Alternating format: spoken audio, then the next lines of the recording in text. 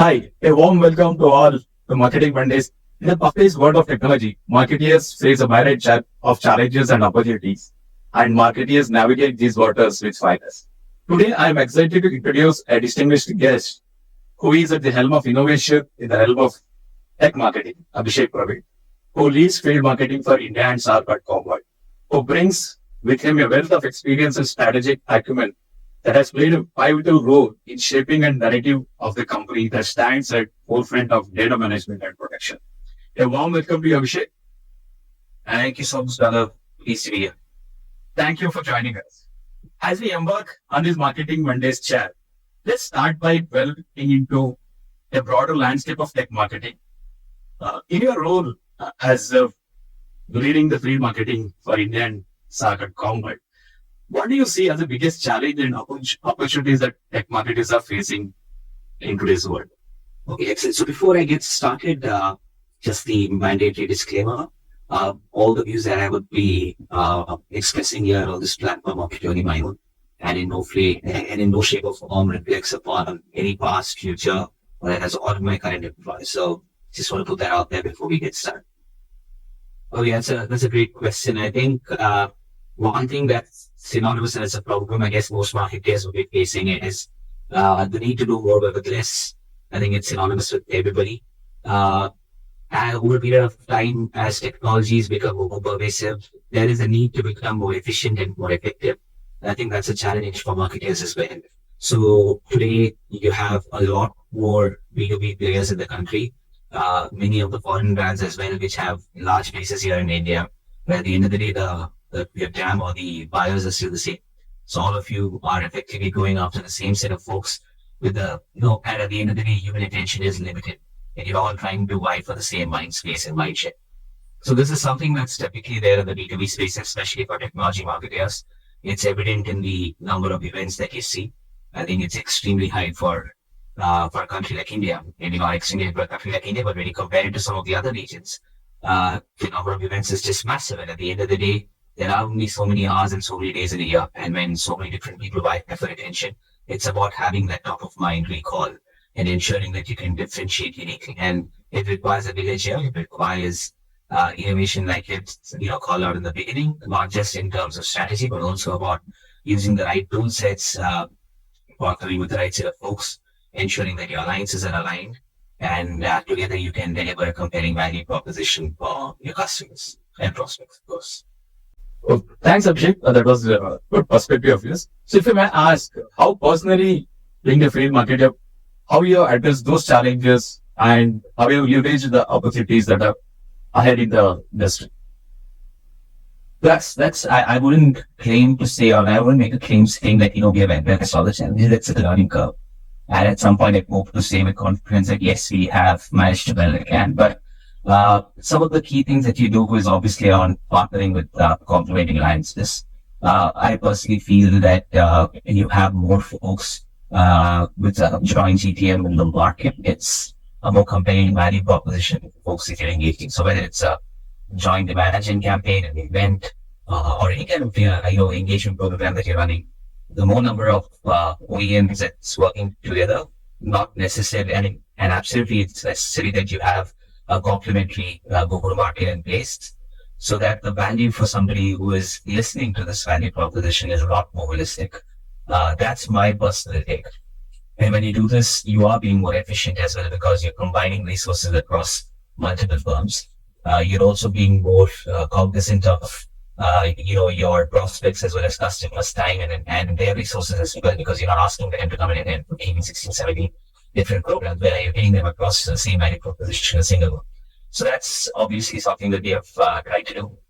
Clearly, the eventing is an important part in any field marketing program. Aligning with the right events which matches your value proposition with the right set of complementary alliances, complementary partners, so that the overall value proposition is a little more effective for folks who attend this. That's something else that I feel is truly necessary. And then, of course, technology is absolutely critical. But at the end of the day, if you have to know that you're being effective or whether you're effective, you would need to measure everything that you do, whether it's a campaign, whether it's in terms of leads, whether it's in terms of impressions. At the end of the day, if you're not measuring, so you don't really know how it's going on. And then that's one, you use technology to measure. technology to execute, have the right set of, technology tool sets in place so that you can engage with customers better, you can understand intent better, you can deliver better experiences. And of course, today, no conversation is done without artificial intelligence. Marketing is no different. AI is definitely permitting the marketing to full stack and very quickly. There are many use cases, content marketing, intent, analytics, a lot of different use cases. So it's typically about how you can then leverage it and ensure that it's adding value to you. So it's not necessary that you should say that he's going to do everything for me. It's more like how can you utilize it to help aid your strategy. So these are the three things that I think I find most impressive. Great, great, Abhishek. You touched upon the traditional methods and also the upcoming technologies and tech that you really touched upon. So when we're talking about this traditional and the new age things, the digital marketing has seen the rise in the digital marketing.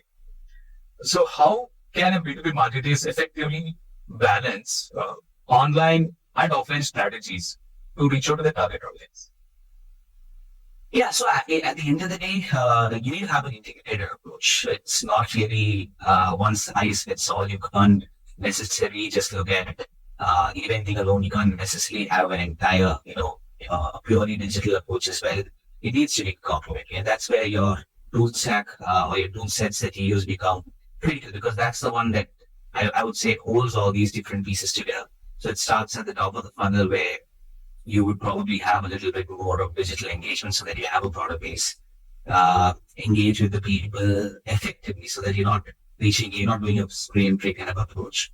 You need to have a hyper personalization as well, at least in the enterprise segment. And then as you move through the funnel, start complementing the digital engagements with the appropriate offline activity. So again, this depends upon your customer mix. If it's enterprise, you need to have a very different set of tactics. You need to have a strong ABM approach as well. For commercial and SMB, you need to have a little bit more broad-based approach. And that's where, again, it's very critical that you can marry intent, marry your online tactics or your digital tactics along with your offline tactics in terms of vending, so that you are engaging and nurturing the right accounts rather than re-engaging different contacts and different prospects with the same account, and at a different stage in the funnel. So you need to have a collaborative approach. You need to have a holistic approach where you look at an account level, looks at mapping the different personas in the account and ensuring that you move them through the funnel effectively, and so that you can move them to opportunity creation and subsequently closure. So I think it's the technology backbone that will help you marry your online and offline tactic, so that you have those touch points adequately and accurately captured and top each activity with a complementary activity set. So that's typically been our approach, and that's typically been my personal point of view as well. And it works wonders. And therefore, after employing such an integrated approach, if still it does not convert, then you very clearly know where is it that you went wrong. And it could obviously be a function of the stage at which their account is currently from a buying standpoint. It could be also a function of your competition. It could be also a function of market forces as well. But you should be absolutely clear that, hey, we have done everything that we can do within this account to ensure that we have adequately messaged our product there and our value proposition. And then therefore it's very easy to know why is it that is not successful, and you can take additional corrective measures going forward. So that's my approach. To cut it short, very simple. You need to have a mix. The mix depends upon your customer mix or your priority from an enterprise, commercial, SME standpoint. It depends upon the stage, and it's technology that underpins all of this so that you can effectively marry your strategy across your offline and online tactics. You clearly narrated an integrated approach for any marketing campaign. I think your narrative will definitely help our listeners to just pick one name out of this entire discussion and run their campaign, an integrated campaign. Fantastic. So after listening to you on all these, the integrated plan with top of the funnel, then approach, the marketing mix. Nowadays, I hear a lot of influencer market. So how, and it is now more limited to B2C. And what are the key factors to consider when collaborating with influencers in that B2B sales space? Oh, I love this topic. Yeah, this is actually top of mind. See, in field marketing, at the end of the day, you have to manage different areas. Content is obviously important. Your digital and your social and your offline tactics no, sorry, online tactics are absolutely important. Uh, your offline tactics are important. All of this is primarily looking at two parts. One is helping you driving mindshare. Mindshare is absolutely important. Even though field roles, in field roles, the primary goal would be obviously by client demand generation and market share ultimately. It does not happen without mindshare, right? And mindshare starts when there is needed as well as unneeded recall for your product, within your target audience, right? At some point in the future when it becomes unneeded, that's when I'd say, it becomes, you're getting that from a mindshare standpoint. And then therefore, as and when it comes to a situation where the customers have to make a choice, it'll be a lot more easier for you to move them through the funnel and translate that into market share. So your mind share and market share components are absolutely important. Now, when it comes to influencer marketing, it's critical because, as I mentioned earlier, there are only so many different accounts or so many different people that you would want to engage with in a certain space. Assuming that there are multiple brands as well as multiple OEMs who are going after the same set of people, right?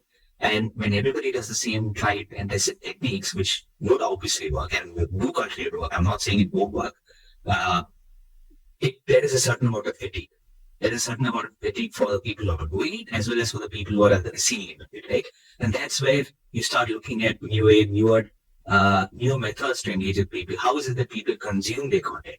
And with the rise of Instagram and all your social media channels as well, with YouTube and so forth, it's not just your social media channels, but there are also these wonderful platforms to consume digital content, which includes podcasts, which includes webcasts, and all these different things, which is easy to consume, which does not require you to be 100% active, especially if your target audience and personas have their inclination to learn. And the good part and the bad part of being in a B2B space is that your sales cycles are longer, and therefore folks are not necessarily driven by emotion alone. There is a strong affinity to learn. And therefore, when you have to choose a technology product, you need to know and you need to know a lot about that, the background of the technology, the complementing space that you're operating in, uh, the current market dynamics. All of that needs to be well understood before you can move forward and make a decision, right? So there is a constant need to learn, and that's where you have this opportunity to be creative and deliver that content in different ways. In the past, I'm sure everybody would have done and would have done this to depth impact with webinars, right? Especially after COVID, when every single customer was on webinars. Then, you have these podcasts and everything which is coming, and then subsequently you move on to influencer marketing. And that's where uh, it's giving you an option. It's marrying that channel, which is something that people may be listening to on their way on to office. And it's not something where we're asking them to take time out of doing something else, but rather it's something that you're making more efficient use of your time. And they would probably be listening to a certain few podcasts, a certain few folks who they are influenced by. It could be a tech influencer, it could be any other influencer, right? And when they do share their insights, it would be taken in with a certain amount of importance and respect, and a certain amount of diligence as well. And that's where I think technology marketers also have an opportunity. Right? So ensuring that you're along with the right influencer is important. Shouldn't be just going in with a random influencer, of course. But if you're going to the right influencer who has access to your target audience and can help deliver your content, and your content doesn't need a sales pitch, it means educating your target audience about why your technology is important, the problems that it solves, the industry dynamics, and so forth, so that later on at some point in the future, when you're nurturing this person through the customer journey, you have an opportunity to re-engage there and showcase how is it that your product addresses these challenges. So I'm all for influencer marketing, to be honest. It's just that you need to choose the right person at the right time. That's it. So with all these frameworks, like at the end of the day, the main thing is how your funnel is going. Whether it is special marketing, digital marketing, influencer marketing, it all matters how the funnel is going, how the leads that you have generated, and taking the funnel from top to the bottom. So, and lead generation has always been the fundamental aspect of anything marketing. So, in today's digital landscape, what are the most effective strategies for digital generating high quality leads for tech companies? So I would again, I always stay away from words like most effective and super because there might always be something which is there which I don't know, right? So I will speak again from my experience in terms of what's been working well for us. Uh, so there is the one aspect which is often missed is when, and this starts with the same line that you mentioned, that at the end of the day it's all focused on lead generation, right? So when you take that approach and have a myopic focus just on lead generation, you tend to lose sight of your brand. When you tend to lose sight of your brand, you tend to lose the bigger opportunity that comes with inbound. Because inbound, all your different investments that you can do from a digital standpoint, uh, as well as the investments that you do for your brand, will at some point, if executed well, would be able to convert to leads on your website, on your different acquisition channels that you have, which are more digital in nature, and they tend to have a strong conversion rate because they tend to reach out to you when there's an absolute. So it's a little more qualified from an intent standpoint. So it is critical to have the digital piece there. And then at the end of the day, marry this with your inside sales or SDR engine so that the follow-up is absolutely at the right time. There is, for Legion to be effective, I believe there are a couple of things that needs to be gotten that you should get a few things right. Number one, of course, is to engage the customer at the right time, right? So it could be possible that they understand the value of your product, but it just could not be the right time. And therefore, probably if somebody has been trying to get in touch with you, or if somebody is on a buying motion and you have not tapped into that specific, then obviously you're not going to be able to get that lead, source that lead, and even move that further, right? And then the flip side of that is probably there'll be a lot of folks who come just for understanding a little more about your tech. So even though they may understand their right persona, there isn't, a proper interest at that point because they're not really band qualified and therefore it's not moving forward, right? So, uh, being able to get the folks at the right time, it's especially when they're in the right buying motion, is again a function of the tool sets that you have installed in your system. So it depends upon an integrated approach, which again varies your digital and offline online tactics, so that in case there is some sort of intent being displayed by a certain account, a certain books within an account, it's instantly relayed to your field teams, whether it's your inside sales or your SDR teams, and they engage in the right manner. And then similarly, having a similar approach for your other B2B lead gen activities as well, which would be, and I'm sure these leads would be across different stages of the life cycle, right? Where all of them which are purely educational in stage, where it won't be banned at all. There would be quite a few leads which would be banned, but for the longer duration to close, there would be also leads which are for the immediate closure rates. And all of these need to be engaged. Again, you need to engage them depending upon the type of tactics. Webinar leads, for example, would need a different cadence. You need a different cadence for uh, leads at a booth. You need a different cadence for a hosted event that you need. You need a different cadence for CIO events. You need to CIO, CISO events, or your CXO events for that matter, right? And at the end of the day, you also need to be able to have an approach that integrates with sales so that you're not re-engaging the same accounts again. How do you do all that? It's easy to say, but how do you do all of this in a single way, in an integrated, holistic manner? And it all comes down to having the right technology again. Right? It's not a single investment. You really need multiple investments in having the right tools to reach out to the right prospects in a timely manner, having that discipline as part of the tool. So whilst we can preach and say, hey, you need to do 15 touches, which includes a series of phone calls, emails, LinkedIn requests, whatever, right?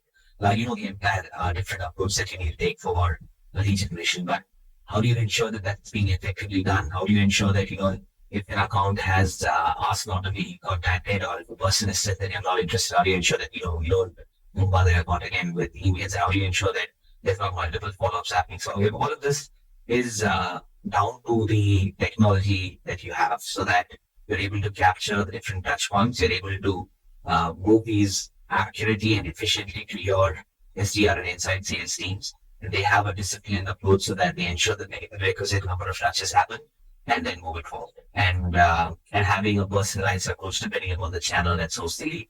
I think that's the key to having a highly efficient lead generation mechanism. And I think the last piece that I'll add there, and this is something which we often forget, is what point do you let go of a lead? And I think everybody have a different point of view here, and depending upon how closely integrated you are with sales.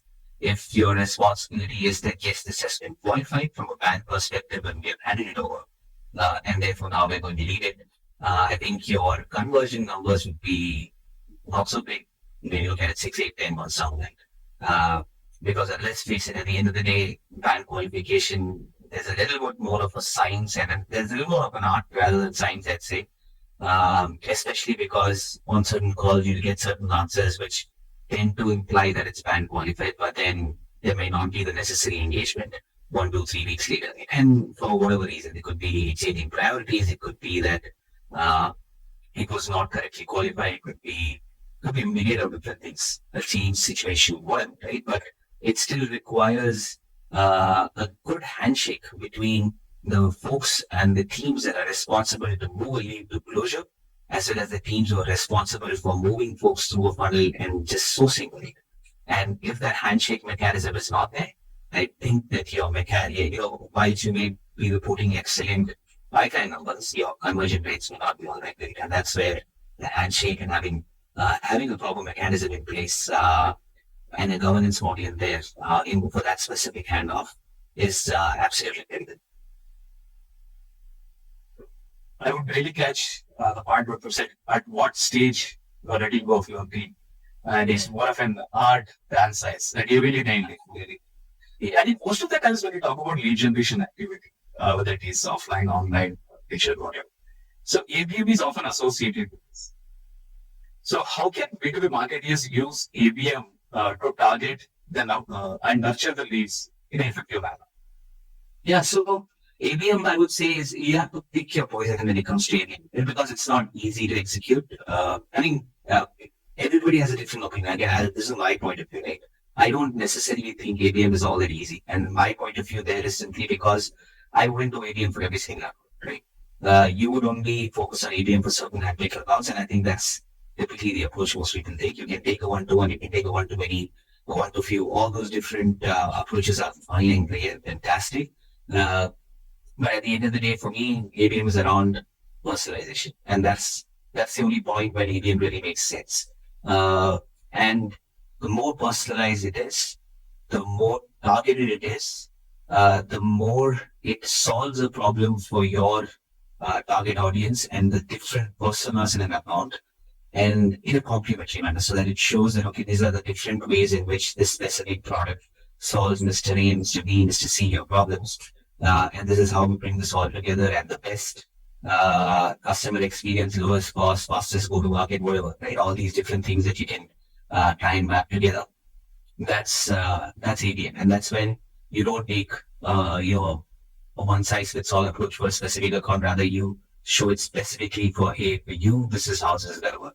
And that takes effort, right? And again, it requires, I'm sure there will be folks who say that you are going with the right technology, there will be ways to do this a lot better. And of course there is, but yeah, my approach to ABM has always been that to be very selective when it comes to where you want to apply it, and then be very focused in terms of the reasons why you would select ABC account, ABC or ABC, all the way up to HIJK, or whatever, how many of accounts that you have decided to choose, the reasons why you have chosen this, and the best way to see that. Sorry.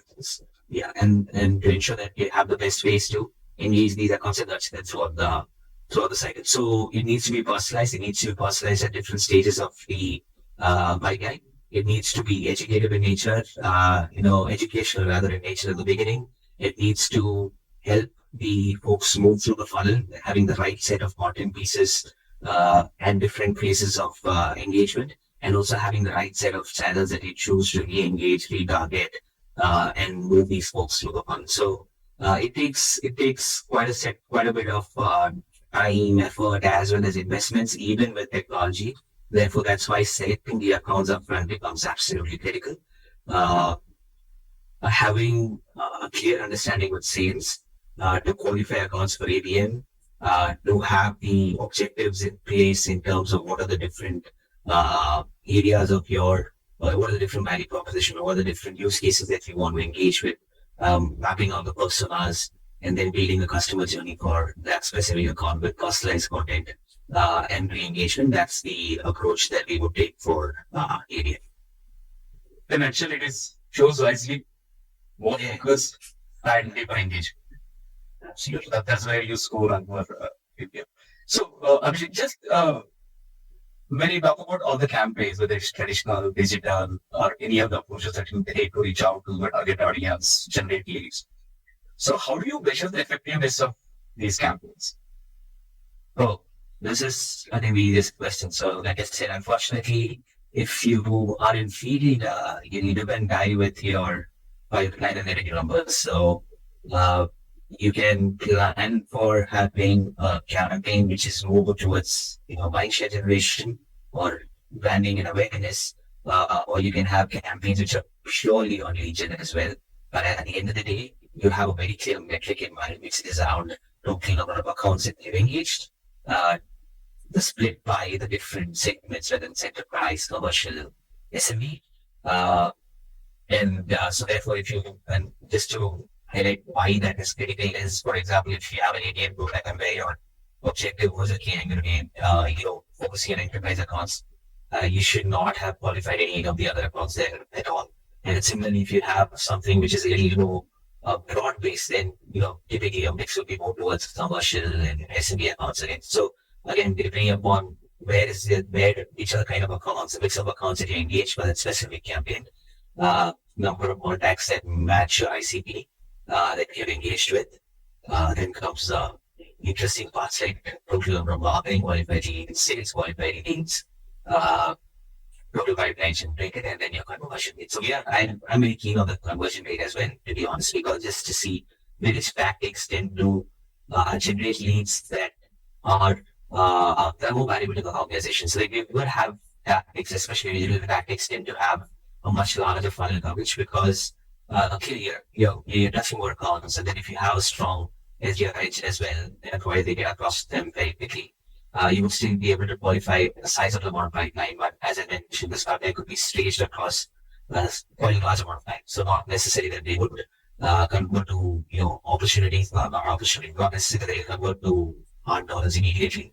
And the later, the longer the opportunity is, there's more that can go wrong. There's more that you need to engage in. So effectively, I would say the effectiveness on pipeline that you would source today, which is closing 4, 5, 6, or 7 quarters down the line, depending upon the it obviously depending on the tech that you're in and your sales cycle. But let's say if it's significantly longer than your average duration of your sales cycle, the effectiveness of that pipeline would be good. No matter what it will be trading.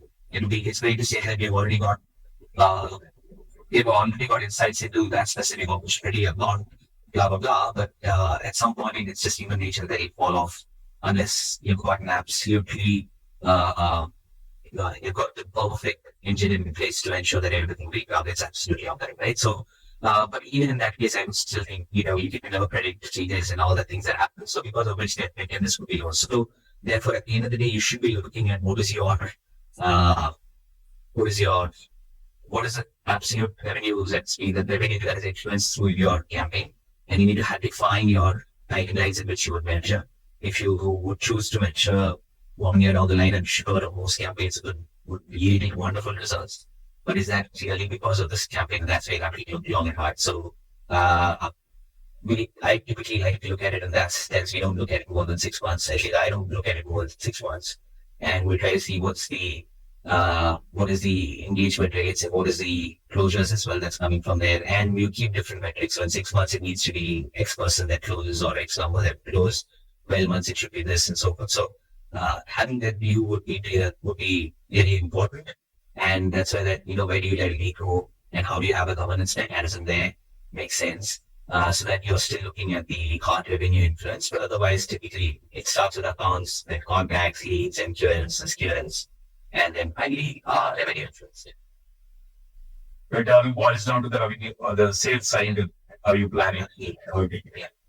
So you really touched upon the various different methods of marketing and effectiveness. I want to take a step ahead and ask you, what are the biggest trends that you expect to see in the tech marketing in next few years? This is, I think, the easiest question I've had. AI. I mean, you can ask me any question which is future and the futuristic. It need not be in marketing. You ask me what is the next stage in rocket science, that's AI. Anything you ask me, even if I don't know it, I'll say it is AI. That just seems to be the right answer everywhere. But yeah, honestly, I think this is the no reason marketing because it's already there. We also, I mean, I like personally, I also use, as you said, tools to help aid our engagement as well. It is interesting. It is making you more effective. It is freeing up your time to do more high value work that we and it makes you a lot more effective as well. So it improves your efficiency and effectiveness. And everybody should be looking at how you can leverage AI. It's absolutely critical. Just like it's revolutionizing everything, it might be revolutionizing the tech that you sell as well. But if you are selling that, you should also be seeing how can it help me sell it. So for marketers also, it's no different. AI, I believe, is the future. It will help in making your engagement a lot more personalized. It will help in getting more insights. It will help you be more predictive. It will help you it will help your results be a lot more distant, a lot more focused, and a lot more accurate. So I think the opportunities are endless, whether it's in terms of intent sourcing, whether it's in terms of content marketing, whether it's in terms of reporting at the end of the day. All of these different things have got opportunity that AI can indefinitely influence. So most of your things there is the answer going forward. So you need to be ready. Yeah, just to add to it, you need to be ready. So also to how you use the AI to get your work done. How do you make yourself go along with that AI and get the things done the way you want? That's that one thing that everyone should be able to learn how to use and utilize the technologies. And to have a last question for our marketing Mondays chat. And if I want to ask you, what are your priorities going to be next year? So, yeah, I mean, it's a good question. So for me personally, I always look at two aspects when it comes to prioritizing my engagements or my marketing calendar and plans. It's clearly going to be bucketed on two parts. One is mind share and market share. It's the honest level of categorization that one could say. I know that. But at the end of the day, it's about finding a right mix there. Personally, I think there's a lot that I can do here. And I do believe that it will be an interesting ride, especially since, as we discussed, there is the technology disruption that's happening because of AI, because of the different challenges also that we see in the market, right? Because of which you have to be a lot more efficient and a lot more effective. But at the end of the day, when you start bucketing your strategy and your plan, I would primarily just bucket it under these two broad-based buckets, and then determine upon where your focus would be a bit more. And frankly, I think we are in a good place now, and I'm looking forward to the next year because I feel there is a lot more that we can do. We have some great things going for us, and hopefully, we'll be able to share more details as it comes across. Like I said in the beginning, I would love to keep this discussion more at my personal views. So whatever views that I have expressed today is purely my own, and it does not reflect any of my past, present, or future employers. So that's the reason why I wouldn't be going into further detail in terms of what exactly our priorities would be for the next year. But at the end of the day, it'll be an interesting mix between mind share and market share.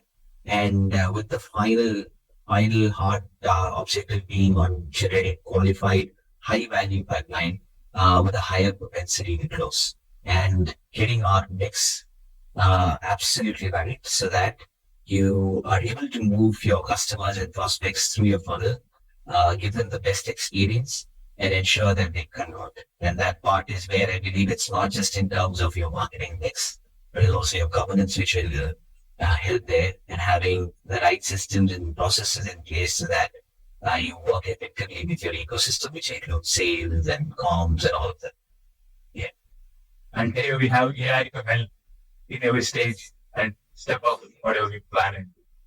Yeah, and it's a learning curve along the way. So we're looking forward to seeing, I'm very happy to see the pleasantly surprised along the way and seeing what new and more effective ways we can engage with customers. Every year you see something or the other. This year has really been the year of the AI. So I'm really have to see what more we can do and what more AI offers for us so that we can take more advantage of this wonderful tech that's there.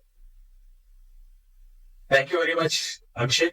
It was a wonderful discussing with you, and I'm sure all our listeners will enjoy this conversation. You narrated the complete campaign beginnings from top of the funnel to bottom of the funnel, and how one can plan their marketing activities, which includes your ABM, nature. Fantastic. I love the discussion. Thank you very much for your insights, and look forward to connecting with you again. No, thank you so much, Nanda. I appreciate the opportunity. It's always a pleasure connecting back and see if we get up the work that you guys do.